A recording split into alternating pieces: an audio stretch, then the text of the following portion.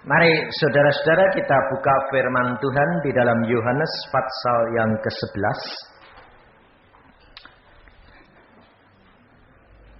Yohanes pasal 11. Firman Tuhan demikian.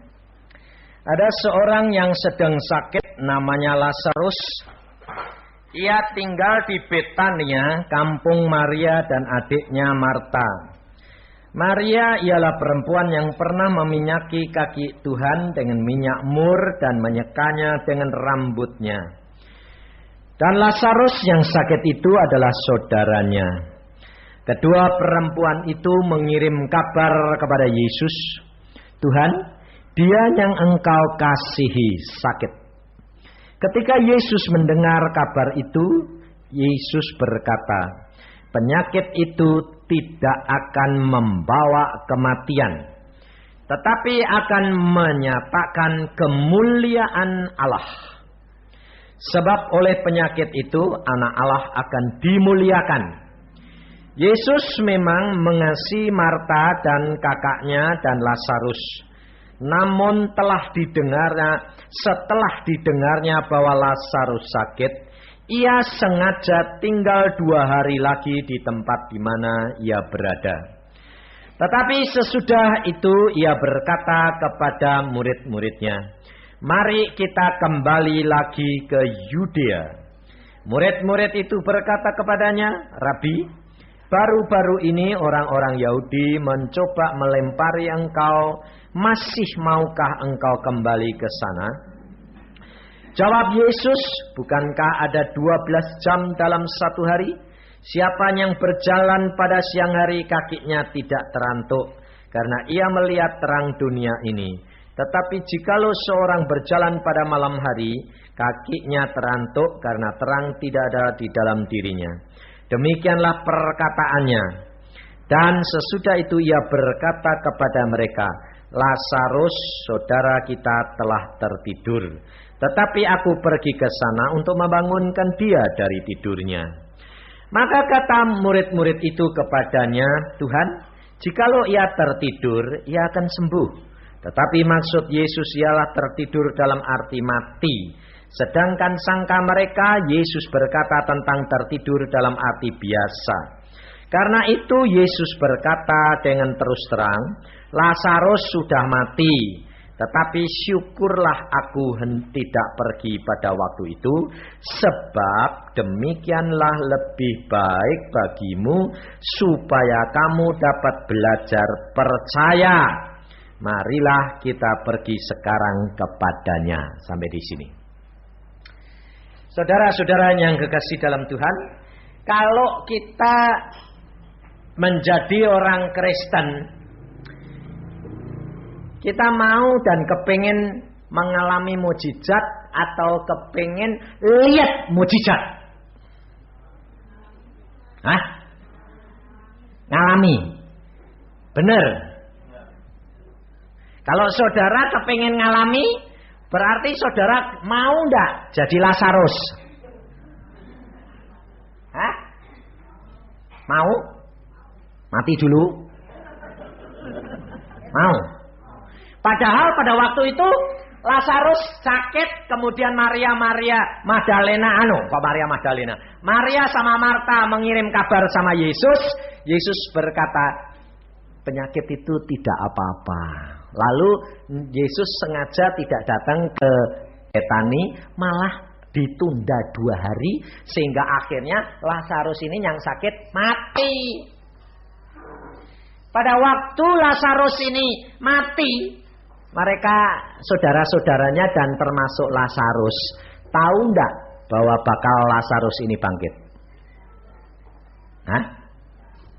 Enggak. Nah, sekarang saya tanya. Bahwa Lazarus nanti dibangkitkan tuh Maria tahu enggak? Enggak tahu dah. Lazarus ya enggak tahu dah. Hah? Nah, kamu sekarang saya tanya, kamu kenapa tadi mau jadi Lazarus? Karena kamu tahu bahwa Lazarus bakal bangkit toh. Betul enggak? Hah? Nah, sekarang kalau udah tahu mau enggak? Nah, Mau enggak? Jadi kalau mau, nanti kalau sakit, kalau nangis, awas loh ya. Jadi nanti kalau saudara ngomong jadi orang Kristen itu gampang kelihatannya. Tapi prakteknya itu belum tentu. Kalau iman, percaya kamu dan pengenalanmu akan Yesus belum benar-benar, kamu tidak akan dapat melakukan seperti yang kamu katakan. Kenapa? Karena ngomong sih gampang. Tapi coba kalau kamu sakit terus ditangisi anakmu, kira-kira mau cepat pulang apa enggak? Hah? Turut nangis enggak? Ayo sekarang tanya. Iya, ngomong sih gampang. Maka dari itu kalau engkau tidak kenal Yesusmu sungguh-sungguh seperti Alkitab, engkau tidak mampu untuk membayar harganya. Saya berani ngomong gitu karena apa? Saya alami sendiri. Saya kalau berani nantang saudara dan saya tanya saudara karena saya sudah alami. Nah ya. Saya selalu katakan, mati untuk Yesus, untung hidup untuk Kristus. Saya katakan itu karena apa? Saya kenal dia persis. Jadi pada waktu saya dikasih tahu Tuhan, ibumu mau pulang, saya bilang, puji Tuhan. Saya tidak nangis, tidak. Malah saya panggil mama saya, mah, waktunya sudah dekat, cepat siap-siap. Nah, kira-kira kalau orang tua sini dipanggil orang tuanya, dipanggil anaknya dikasih tahu gitu, marah enggak? Hah? Marah? Loh kalau marah itu tandanya kenal Yesus apa enggak? Enggak itu. Sebabnya apa? Pikirannya gini, oh kamu kurang ajar ya anakku ya, jadi kepengen cepet-cepet aku mati ya, ya dah? Itu karena kamu tidak kenal Yesus. Untungnya ibu saya itu persis kenal Yesus dan dia kenal saya. Saya orangnya belak-belakan, saya katakan, mah waktunya sudah sangat sedikit, cepat-cepat siap-siap. Kenapa nak? Tuhan berkata, waktumu sudah tidak lama, pulang. Dia berkata, puji Tuhan. Jadi aku tidak lama, enggak, tapi tidak akan menderita. Jangan takut. Pulang. Nah, papa saya bilang, ngomong kok ada aneh-aneh. Saya bilang, percaya enggak kalau Allahmu itu yang menetapkan langkah-langkah kita? Percaya. Nah, kalau Tuhan memberitahu, berarti Tuhan itu kasih. Karena apa? Karena kamu dikasih kesempatan untuk pesen-pesen. Betul enggak? Nah, sekarang pilih yang mana? Enak dikasih tahu apa enak enggak? Hah? Kalau dikasih tahu enggak nangis? Enggak bingung? Benar loh ya? Nanti kalau Tuhan membuktikan kasih tahu kamu, siap-siap pulang. Kalau nangis awas gue nanti. Sebabnya apa? Kita jadi orang Kristen ini benar-benar harus mengenal Allah kita. Kalau kita berani nyanyi bahwa Allah menetapkan langkah-langkah orang yang hidupnya berkenan, itu benar. Kalau Tuhan mengatakan belum waktunya, tidak bakal kamu dipanggil pulang. Saudara percaya enggak itu? Ada seorang sudah sakit-sakitan, dia malah berkata begini sama saya, Pak, saya ini kalau tidak dipanggil-panggil pulang ya Pak. Sudah mau siap pulang? Iya. Tapi nggak boleh itu Pak. Kenapa? Saya ini suruh sembahyang terus. Iya, punya tugas loh. Iya, sudah ucapkan syukur. Tapi yang satu bilang, kenapa? Ibu kok susah? Aku itu berdoa terus minta panjang umur. Panjang umurnya lah. Dikasih panjang sungguhan 95, ndak mati-mati. Panjang. Tapi hidup ndak mati ndak di tempat tidur. Nah, terus saya tanya, Ibu masih kepingin panjang umur lagi ndak? Sekarang ndak. Kenapa? Ndak bisa apa-apa gini kok. Cuma makan tidur. Nah iya, makanya itu loh, jangan minta-minta. Kalau minta dituruti sengsara toh. Iya. Nah terus bagaimana? Ya sudah mintakan ampun Pak Yusa supaya pulang. Ayo minta ampun. Tuhan, aku minta ampun. Dulu aku minta panjang umur. Sekarang ternyata aku menderita kayak begini. Udah Tuhan, aku minta ampun, aku cabut. Sekarang kalau sudah waktunya pulang ya Tuhan, ampuni aku. Pulang. Amin. Seminggu kemudian pulang. Lebih enak toh daripada menderita. Saudara tahu, hidup kekristenan itu adalah hidup yang luar biasa. Maka di sini kalau saudara itu perhatikan, pada waktu Lazarus ini sakit, Maria dan Marta ini ngasih kabar Tuhan Yesus. Di sini jelas dikatakan Tuhan Yesus sengaja. Betul lah? Sengaja mundur. Padahal di sini di dalam ayat 4 jelas. Ketika Yesus mendengar kabar itu, ia berkata, penyakit itu tidak akan membawa kematian, tetapi akan menyatakan kemuliaan Allah, sebab oleh penyakit itu anak Allah akan dimuliakan. Yesus, ayat 5, memang mengasihi Marta dan kakaknya dan Lazarus. Namun setelah didengarnya bahwa Lazarus mati, ia sengaja tinggal 2 hari lagi di tempat itu. Jadi sengaja disuruh mati enggak? Hah? Loh, kalau Yesus berkata begini ini sengaja diundur, jadi Yesus sengaja supaya Lazarus mati. Ya enggak? Hah? Tapi ayat ini mengatakan apa? Yesus mengasihi Lazarus dan Maria dan Marta. Mengapa disengaja biar mati? Hah? Supaya nama Allah dimuliakan. Nah, kamu rela enggak kalau kamu, anakmu, suami, istri diambil karena kemuliaan Allah? Ah, diem kamu sekarang. Ah iya, ngomong sih gampang, betul dah. Betul dah? Gampang dah ngomong? Sebab pada waktu Lazarus itu dibiarkan mati, Lazarus, Maria dan Marta tidak tahu kalau Lazarus bakal dibangkitkan Allah. Kalau saudara dan saya dibiarkan dipanggil Tuhan, saudara dan saya pun tidak tahu apa rencana Allah. Betul tidak? Tapi mengapa engkau tidak rela? Karena engkau belum mengenal siapa Tuhanmu. Karena engkau hidup hanya menurut kepikiranmu, tapi tidak hidup menurut kepikirannya Allah. Maka dari itu kalau saudara baca Yesus pada waktu dia naik ke surga, dia berkata apa? Aku akan utus Roh Kudus datang ke dalam dunia dan tinggal di dalam kamu. Dan saudara dan saya adalah teman sekerja Allah. Apa sekarang tugasnya Roh Kudus? Ayo. Yang utama tugasnya Roh Kudus itu apa? Penolong. Menolong siapa? Menolong kamu. Terus apa lagi? Menghibur. Menghibur siapa? Kamu lagi. Apa lagi? Apa lagi? Yang kamu ingat apa kerja Roh Kudus itu apa? Hah? Memimpin. Mengingatkan. Buat siapa?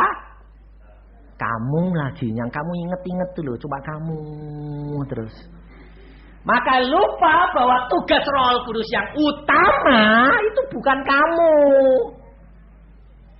Memuliakan nama Yesus. Itu tugas utama. Baca di dalam Yohanes 16. Tapi dilupakan. Kenapa? Karena itu tidak hubungan sama kamu. Padahal salah. Yang utama itu. Coba di dalam Yohanes pasal 15 ayat 14. Yohanes 16 ayat 14. Ia, Roh Kudus, akan memuliakan aku, Yesus, sebab ia, Roh Kudus, akan memberitakan kepadamu apa yang diterimanya daripada aku. Loh, itu tugas yang utama itu Roh Kudus itu untuk memuliakan siapa? Yesus.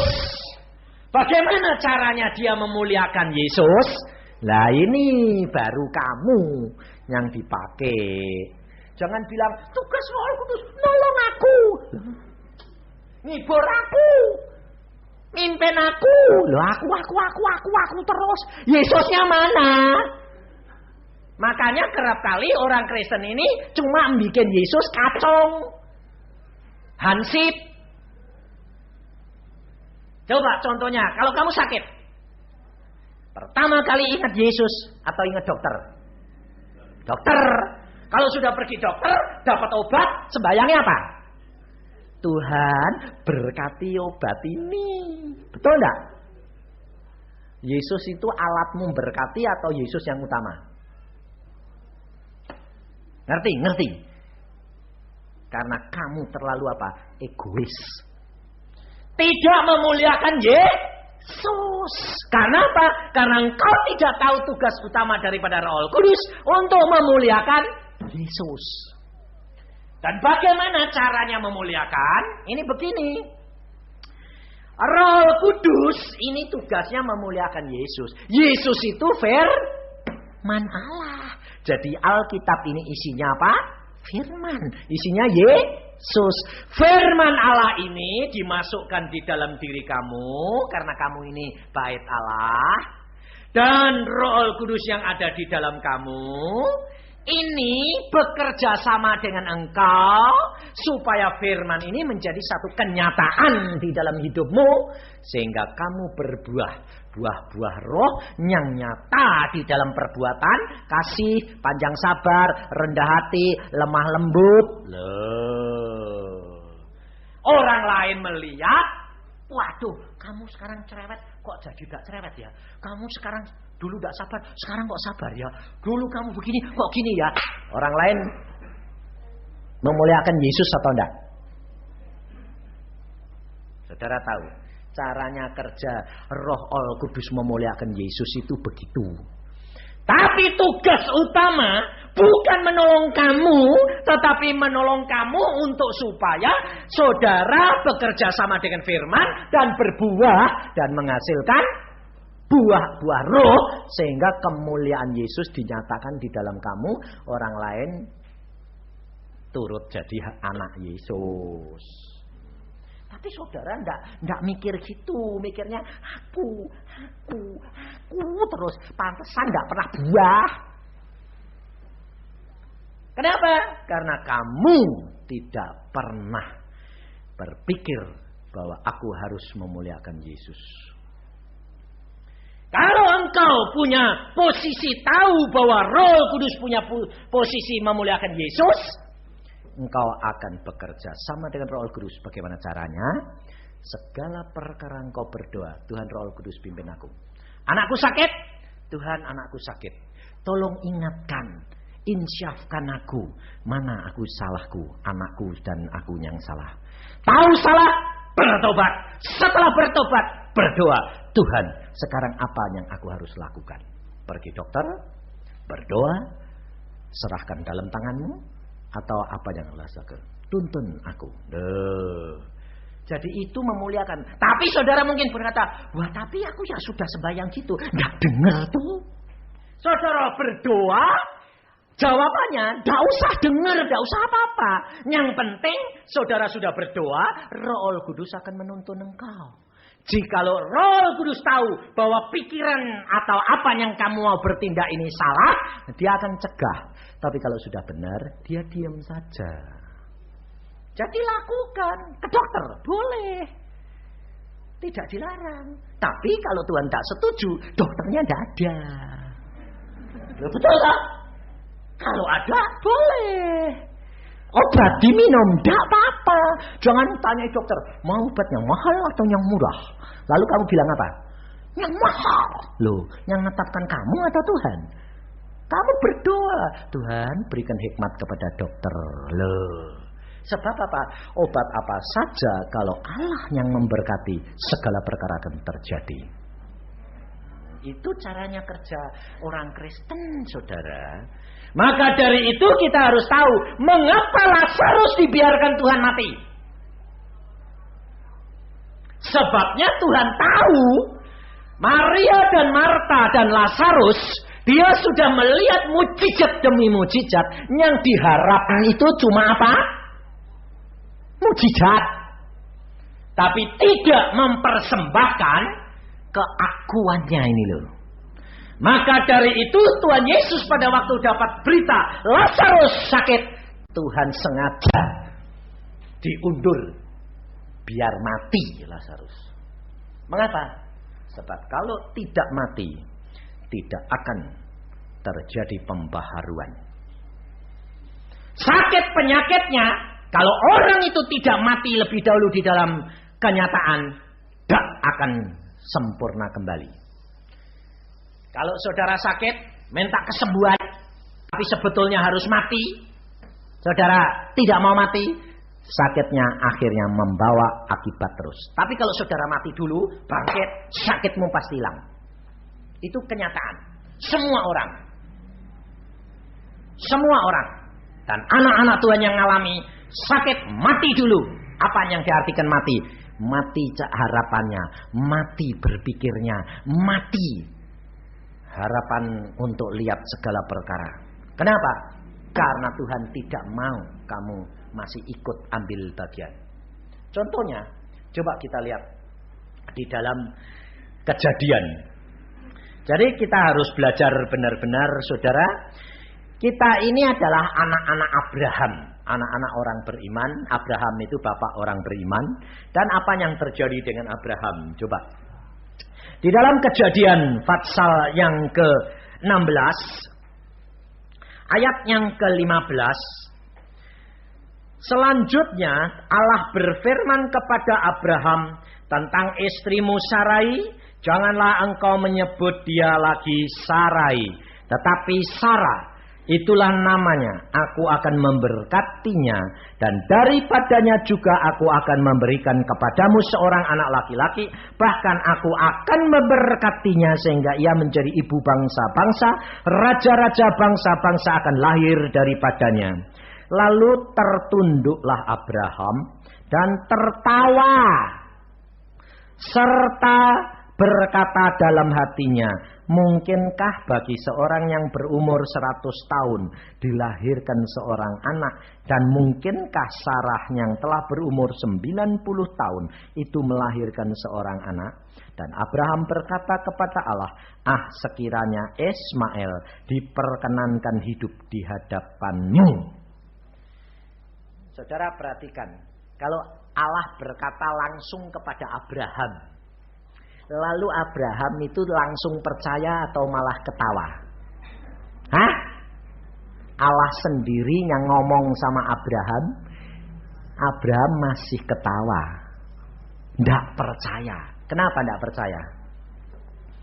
Karena umurnya sudah 100 tahun, dijanji Tuhan umur 75 tahun, nunggu 25 tahun, harapannya sudah hilang, mati.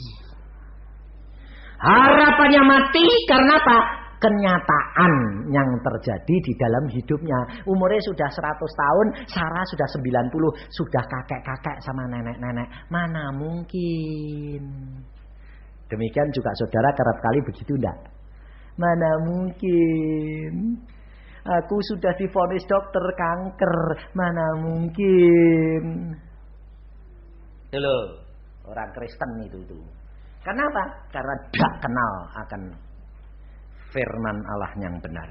Maka firman Tuhan berkata, umatku binasa karena mereka tidak berpengertian dan pengetahuan.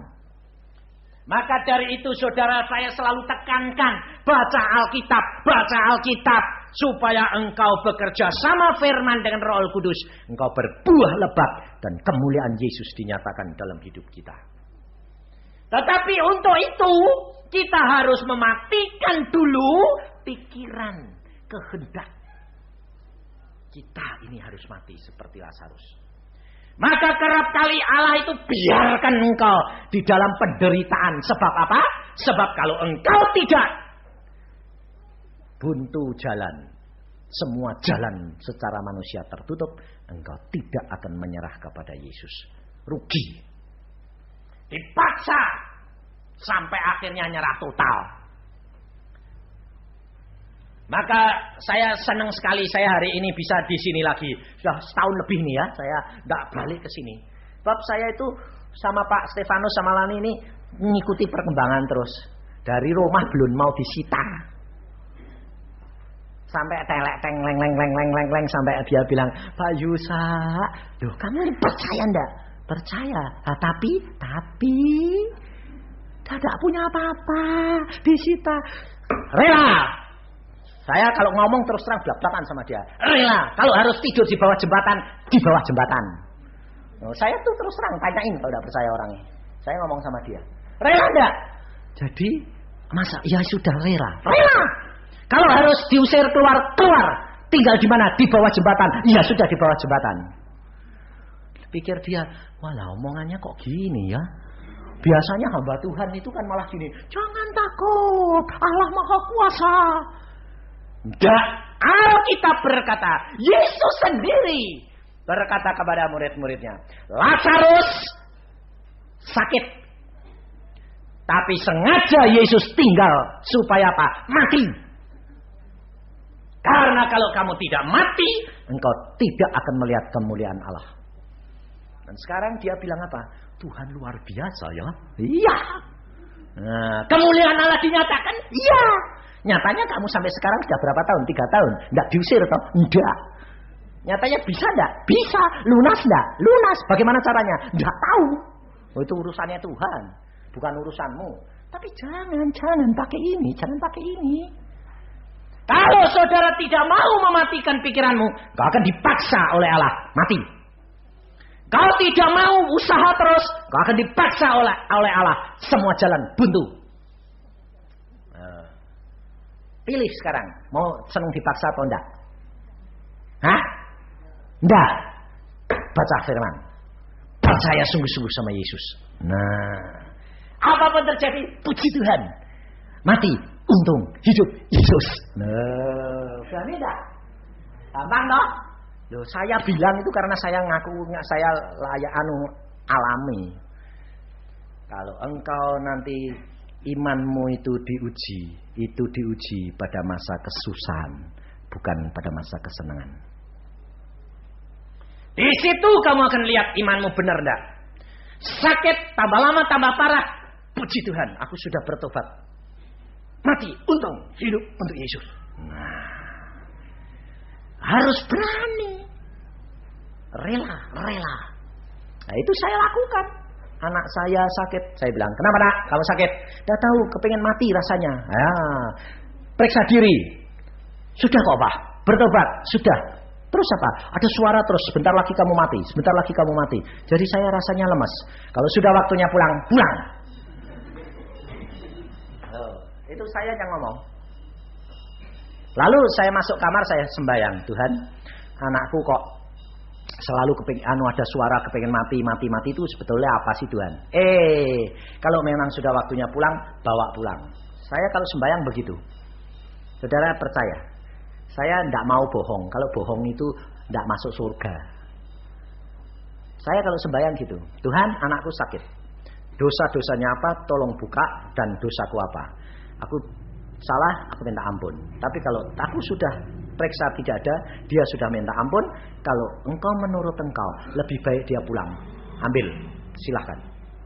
Saya orangnya. Malam Tuhan bilang, anakmu itu sebetulnya dia kalah. Oh, kalah apanya? Tuh lihat itu. Dikasih lihat. Ada lubang kubur. Anak saya ini belum mati, tapi tidur di dalam kubur. Lalu ada tangan hitam melempari batu. Saya ngomong sama anak. Sam, kamu ini tolol. Kamu belum mati kok di dalam kamar lubang kubur ngapain? Bangun. Lah aku ini katanya sudah mati. Masih hidup jadi saya ngomong sama papa kok mati. Jangan tolol. Bangkit, katakan dalam nama Yesus. Bangkit. Oh gitu Tuhan. Bangun pagi-pagi saya bilang, kamu ini tolol, ditipu setan, saya bilang. Kamu ini Tuhan mengatakan belum waktunya mati. Kok kamu sudah di dalam lubang kubur? Nah terus, tolak dalam nama Yesus. Engkau bangkit, sembuh. Harus begitu. Jadi jangan gini, Tuhan anakku sakit. Ampun ya Tuhan, sembuhin sih Tuhan. Tuhan belum ngomong sudah ribut, sembuhkan. Karepmu atau karepe Tuhan? Ini loh saudara tahu. Harus serahkan Tuhan, berdoa, minta hikmat Tuhan.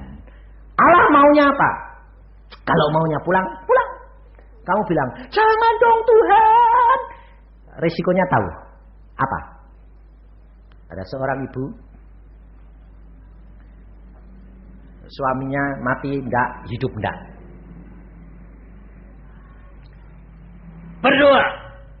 Kalau saya, Tuhan kalau sudah waktunya pulang. Makanya kalau orang sakit panggil saya, mesti ambil risiko.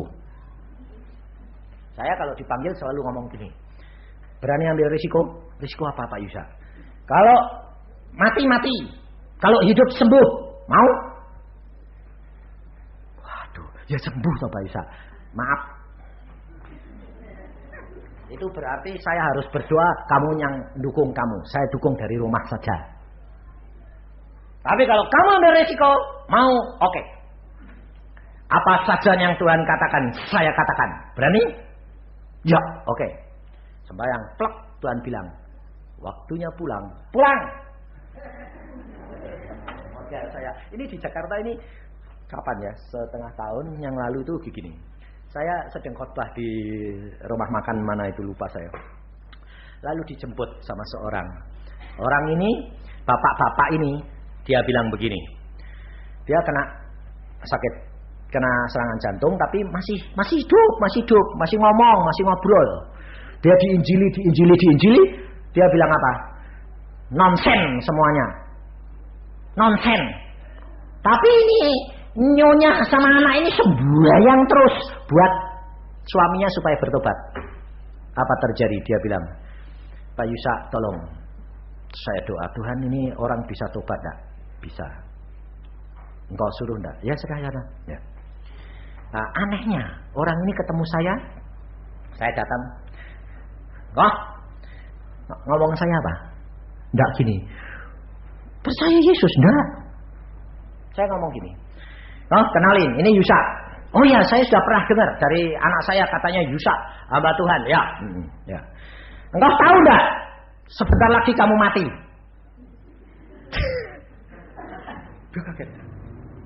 Kamu ini sekarang ini pakai hidung ini, pakai sirstop ini, tahu enggak? Napasmu kadang-kadang sebentar lagi kamu mati, tahu enggak? Saya bilang. Iya, mestinya ya mati saya. Nah iya, tahu enggak? Tahu.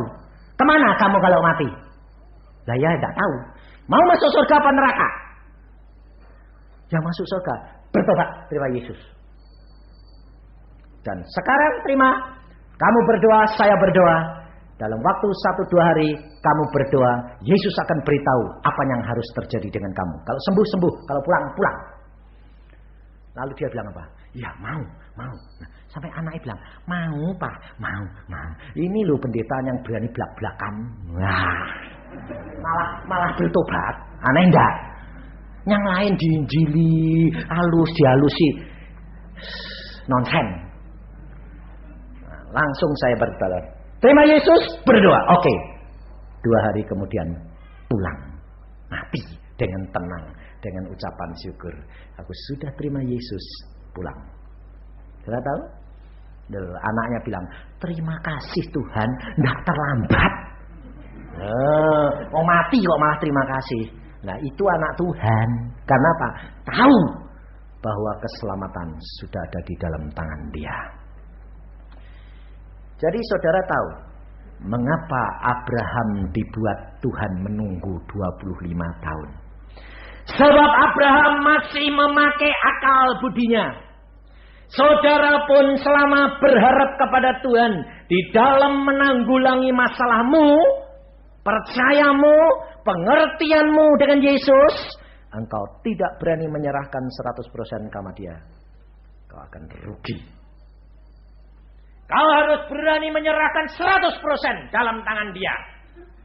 Apapun yang terjadi, engkau katakan, Tuhan, Kau lebih tahu dan aku tahu Engkau lakukan yang terbaik bagi kami.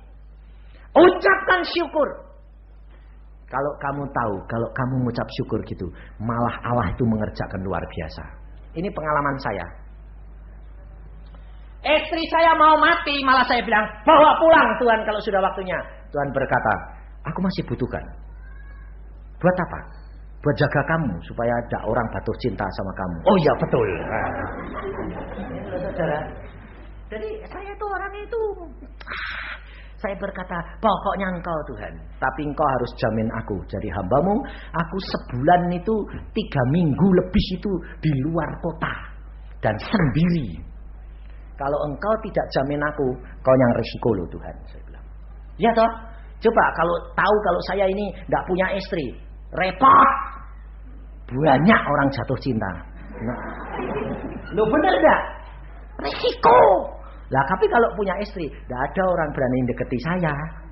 Sebabnya apa? Sebabnya punya istri. Ini loh, saya selalu ngomong sama Tuhan. Jaminanmu yang akan menjamin saya tidak jatuh. Hidup kekristenan itu harus hidup yang nyata. Yang kedua, pada waktu Tuhan Yesus membiarkan Lazarus mati, untuk apa?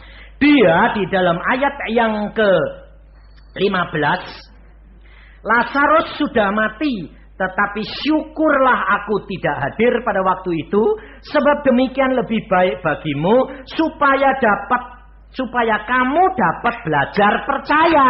Loh. Jadi kalau saudara dan saya tidak melihat mujizat, engkau tidak akan dapat percaya bahwa Yesus Kristus adalah Allah yang luar biasa. Nah, hal itu saya katakan kalau saudara cuma lihat tok, saudara akan kecewa. Sebab setiap kali engkau dengar kesaksian, saudara bilang apa? Hebat ya, hebat Tuhan itu memang ada kok ya. Tapi kalau itu menimpa kamu bagaimana? Tidak kuat Tuhan, aku tidak kuat. Jangan seperti dia ya, gitu enggak?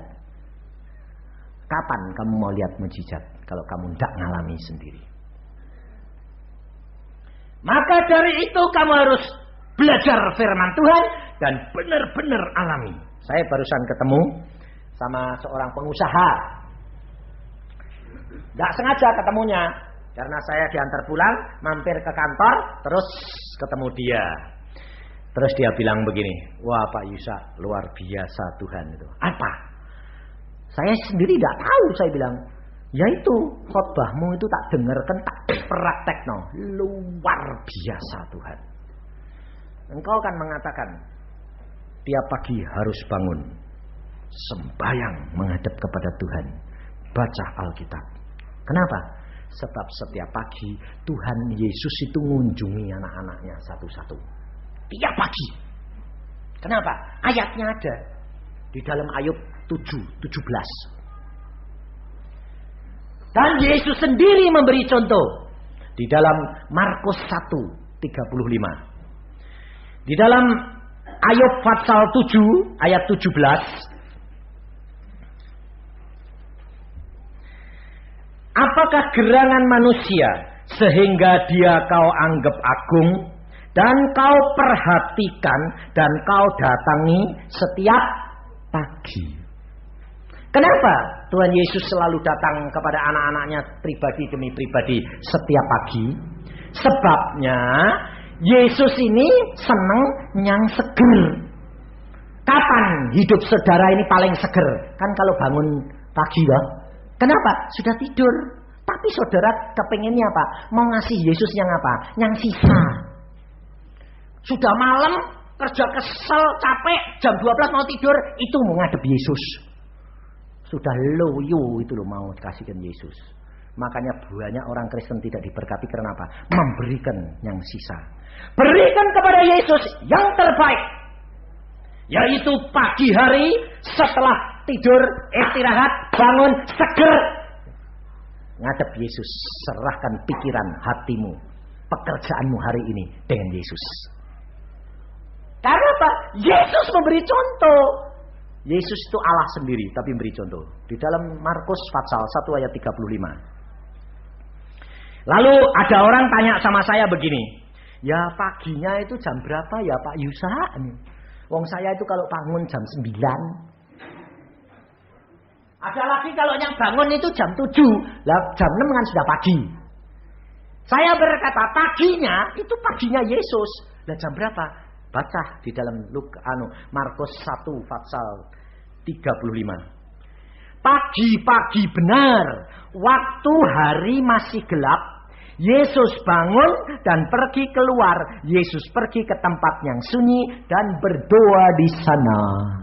Jadi paginya itu jam berapa? Hah? Ya jam 5 ke atas. Sebab mataharinya belum keluar. Jam berapa? Jam 2, jam 3. Lah terus tidurnya jam berapa? Lah kalau tidurnya jam 12, kamu baru tidur 2 jam bisa bangun? Bisa, orang tua. Betul enggak? Kalau orang tua itu tidurnya kurang. Karena memang secara medis begitu. Tapi kalau masih muda, masih 30, masih 20 anak-anak lagi. Tidur harus 7-8 jam. Kamu suruh bangun jam 2 itu kan nanti masih teler. Betul enggak? Kamu harus realistis. Yesus di sini pagi-pagi benar. Hari masih gelap. Cukup jam 5, mataharinya belum keluar. Masih sepi enggak kalau jam 5? Masih. Kalau bisa jam 4, syukur. Loh. Ini pengusaha dia bilang apa? Betul Pak Yusa, tak praktekin. Tapi susahnya luar biasa. Ngantuk. Tapi tak paksa. Pokoknya saya mau kok Tuhan, daripada enggak bayar, saya mau cinta Engkau, memberikan yang terbaik buat Engkau. Setelah dilakukan beberapa lama, sampai sekarang dia baru 5 minggu. Apa terjadi? Dia bilang, luar biasa. Selama hidupku, aku dapat proyek, belum pernah dapat 500 juta ke atas. Maksimal 500 juta. Kali ini Tuhan buka proyek itu 3 miliar. Padahal garansi bank saya tidak cukup. Tapi bank-bank itu aneh, bisa mau nanggung saya 3 miliar Pak. Sampai saya itu bingung. Berapa? 3 miliar. Dapat 1 miliar saja sudah senang. Dikasih 3 miliar. Nah terus kamu tambah takut apa? Tambah takut. Setiap pagi saya tambah ngotot sekarang. Sebabnya takut gak bisa genep ini piye ini. 3 miliar deh. Saudara tahu? Loh. Karena apa? Karena kamu setia. Allah setia. Loh. Dan dia itu berapa 9 keluarga kalau tidak salah. Anaknya itu hampir semua lakinya tidak ada. Anak 4 perempuan semua, anak 3 perempuan semua, anak 5 perempuan semua. Anak dia 2 perempuan semua. Selama 7 tahun tidak punya anak. Udah berhenti. Lalu dia bilang, Tuhan, aku mau. Lalu saya katakan, setiap kontak sama istrimu berdoa. Perintahkan tubuhmu, sel telur ketemu sama sel saya. Nah, saya praktekin loh Pak Yusa. Apa terjadi? Ngandung. Periksa, waduh langdung. Nah, tapi perempuan atau laki? Dia bilang, Tuhan laki ya Tuhan. Laki. Keluar, laki. Lalu mertuanya sampai dikasih tahu tidak percaya. Laki apa perempuan? Laki. Tidak percaya. Mau semua itu perempuan. Laki itu barang langka. Sampai diangkat, ditelanjangi anaknya. Bener laki apa perempuan katanya. Mertuanya tidak percaya. Laki. Dia bilang ajaib ya. Lalu dia bilang apa?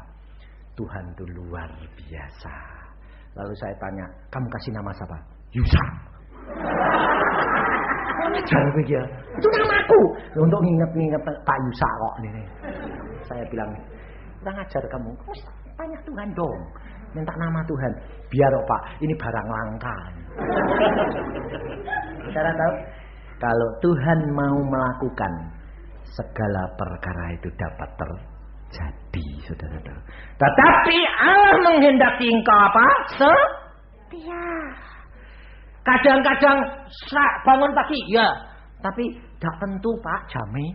Kadang-kadang jam 2, kadang-kadang jam 5, kadang-kadang jam 4, kadang-kadang ya jam 6. Itu tidak setia namanya. Harus setia. Kalau kamu janji jam 4, jam 4. Kamu janji jam 5, jam 5. Sebab Allahmu setia, kamu harus setia. Dan Allah akan bayar harganya kesetiaanmu. Kenapa? Karena Allah di sini berkata, supaya kemuliaan anak Allah dinyatakan. Tapi untuk kemuliaan anak Allah dinyatakan di dalam hidup kita, harus mati dulu pikiran, harapan secara duniawi. Bukan harapan kepada Dia, tetapi harapan kita, akal kita, cara kita secara duniawi.